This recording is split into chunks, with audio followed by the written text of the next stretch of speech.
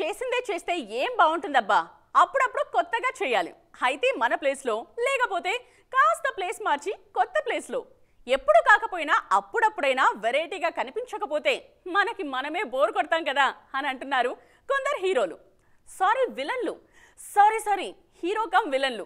ప్రతి నాయకులుగా మారుతున్న ప్రతి నాయకుడి గురించి డీటెయిల్గా మాట్లాడేసుకుందాం. వచ్చేయండి. హీరో క్యారెక్టర్లు ఎప్పుడూ చేసేవే. ఫర్ ఏ చేంజ్ విలన్ గా చేస్తే అని అనుకున్నారు తారక్.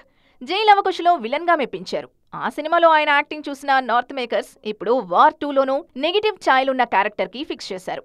మన టైగర్ ఇప్పుడు నార్త్ లో విలన్ గా చేస్తున్నారన్నమాట.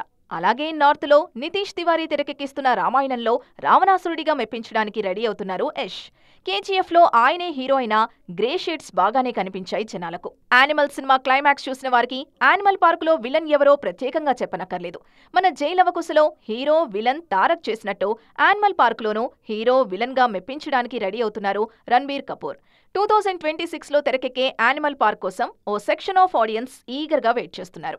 రీసెంట్ రిలీజ్ సలార్లో ప్రభాస్ కి ఆత్మీయుడిగా కనిపించిన పృథ్వీరాజ్ సుకుమారన్ నెక్స్ట్ పార్ట్లో విలన్ గా కనిపిస్తారు. పార్టీ లేదా పుష్ప అనే ఒకే ఒక్క డైలాగ్ తో తెలుగు ఆడియన్స్ మనసుల్లో అగ్రస్థానం సంపాదించుకున్న ఫహద్. పృథ్వీరాజ్ లాగానే మలయాళంలో మంచి మాస్ హీరోనే. ఎక్కడదాకో ఎందుకో ఇప్పుడు టాప్ లో ట్రెండ్ అవుతోన్న కల్కి సినిమాలో universal star Kamal Haasan villain గా కనిపించనున్నారు. ఓవైపు హీరోగా కంటిన్యూ అవుతూనే పాన్ ఇండియన్ సినిమాలో విలన్ గా నటించడానికి ఒప్పుకోవడం మామూలు విషయం కాదన్నది అప్పట్లో బాగా వైరల్ అయిన మాట. ఈ సినిమాలన్నీ సక్సెస్ అయితే ఫర్ ఏ చేంజ్ ప్రతి నాయకుడిగా కనిపించడానికి ప్రతి నాయకుడు ముందుకొస్తారేమో. Let's wait and see.